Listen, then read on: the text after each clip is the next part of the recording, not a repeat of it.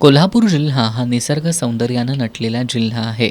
जिल्ह्यात अनेक निसर्गरम्य ऐतिहासिक ठिकाणं आहेत. यातीलच एक म्हणजे लोकराजा राजर्षी छत्रपती शाहू महाराजांच्या पदस्पर्शानं पावन झालेलं वळताई पठार. या वळताई पठारावर कोल्हापूर शहर जिल्हा विद्यार्थी काँग्रेसच्या वतीनं ट्रेकचं आयोजन करण्यात आलंय. ट्रेकमधून गर्द झाडीतून जाणाऱ्या पायवाटा, हिरवाईनं नटलेला निसर्ग आदींचा अनुभव घेता येणार आहे. हा ट्रेक 5 जुलै रोजी होणार असून कोल्हापूर ते गगनबावडा तालुक्यातील तळये वळताई पठार असा एकूण प्रवास असणार आहे. कोल्हापूर ते तळये हा प्रवास बसनं होणार आणि तळयेपासून पुढचा प्रवास पायी करावा लागणार आहे. कोल्हापूर शहर जिल्हा विद्यार्थी काँग्रेसच्या पदाधिकाऱ्यांनी नुकतीच या मार्गाची पाहणी करून सुरक्षेची खात्री केली. मार्गावर कोणतीही अडचण येऊ नये आणि आल्यास त्यावर उपाययोजना करण्यासाठीचं नियोजनही करण्यात आलंय.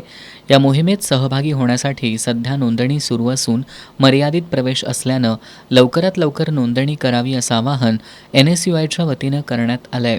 आणि युवा वर्गाला निसर्गाचे महत्त्व समजावे, निसर्ग अनुभवता यावा, निसर्ग राखण्याचं महत्त्व समजावं या उद्देशानं अत्यंत माफक दरात या ट्रेकचं नियोजन करण्यात आलेलं आहे.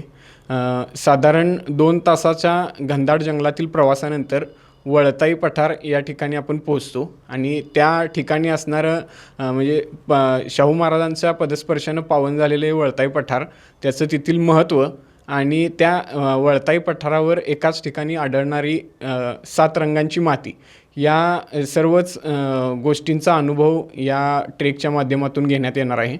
आणि ज्या युवा वर्गाला, युवक असतील, युवती असतील, ज्यांना या ट्रेकमध्ये सामील व्हायचं असेल, त्यांनी आम्ही दिलेल्या नंबरवर संपर्क साधून त्यांनी या ट्रेकविषयी माहिती घ्यावी.